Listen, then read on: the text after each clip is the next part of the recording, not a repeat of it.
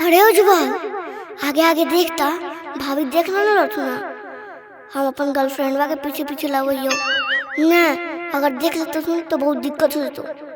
अरे उज्जवल, तू बाहर जाओ, तब तक हम अपना गर्लफ्रेंडवा से बतिया। ए भाई, हम कैसे बाहर जियो, हमें जे रहबो। अच्छा ठीक। अजी अजी अंशवा की भौजी? गेटवा खोलो तो। लगा भौजी देख लो तुम, अब कुछ उपाय लगावे के पड़ता। अरे उज्जवल, पलंगवा के नीचे छोड़ी के कभी ना, तो फिर गड़बड़ हो जाए बात।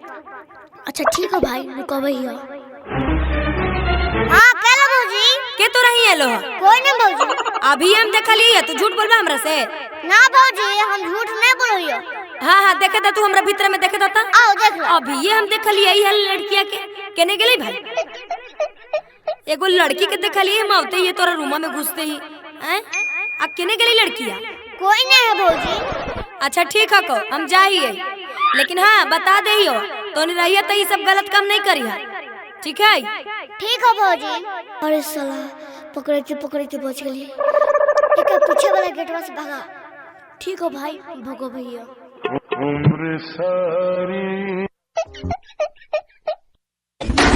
आई के अभी तक तू कहले हलो कि नहीं है कोई भौजी। हम ये सब देखे लगे नुकल हलिए हैं। ई कौन है? कई दिन तोहनी के देखलियो, 4 दिन 5 दिन देखलियो तोहनी सबके रोज लगातार। तब हम आज चोकलियो है। रोज रंग बिरंग के तोहनी सब लड़की लाबो हो।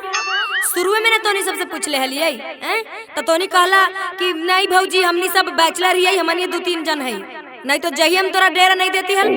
माफ कर दे भौजी। चुपचाप अब तो नहीं जाऊं, खाली करो डेरा हमर। नहीं भौजी प्लीज माफ कर दो। ये सब ड्रामा हमरा पसंद नहीं है को, बुझलो? जवानी में भूल चुक होई भौजी, छोड़ा ऐसा और सुनो हमर बात। टाइम पर दे दियो भौजी किराया, तो साहब काहे कि हमें नाया। टाइम पर दे दियो भौजी किराया, तो साहब काहे कि हमें नाया। अबरी लगा के गलती कलो 3 बेरा, अबरी लगा के गलती कलो 3 बेरा। बदल बदल के लड़की लाबो खाली करो डेरा। अरे बदल बदल के लड़की लाबो खाली करो डेरा।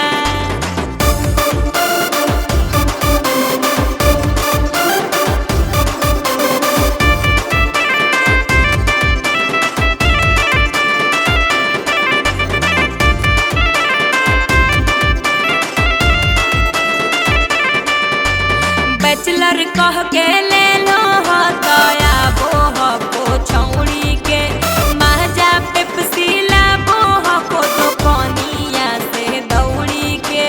हमर मालवा के मैया एक दिन होलई बड़ा बीमार, उहे खाना ले जाए लई एक बार। बोरिया बिस्तर उठा के यहाँ से चल जा साथ सवेरा। बोरिया बिस्तर उठा के यहाँ से चल जा साथ सवेरा। बदल बदल के लड़की लाबो खाली करो डेरा। अरे बदल बदल के लड़की लाबो खाली करो डेरा।